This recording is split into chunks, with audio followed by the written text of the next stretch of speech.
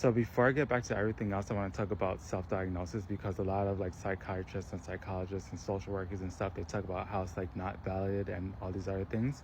So for Psychology Today, Robert Chapman, PhD, he wrote an article called "Is Psychiatric Self-Diagnosis Valid?" And in it he talks about the problem with like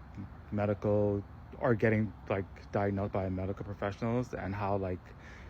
part of the issue is that because there's a lot of bias in like professionals themselves, like they don't recognize their own biases, and how that affects like how they diagnose people, that impacts like whether or not a person can get like an actual diagnosis that fits their actual symptoms. And he talks about like how women and marginalized people are more likely to go towards self-diagnosis because it's more beneficial for them, and how if people use the same like diagnostic tools that clinicians use, they come to the same or better results because of clinician bias, and like we know ourselves better than clinicians do, and how clinicians don't listen to their patients and are often dismissive of them, and how like self-diagnosis doesn't actually trivialize any of the like diagnoses.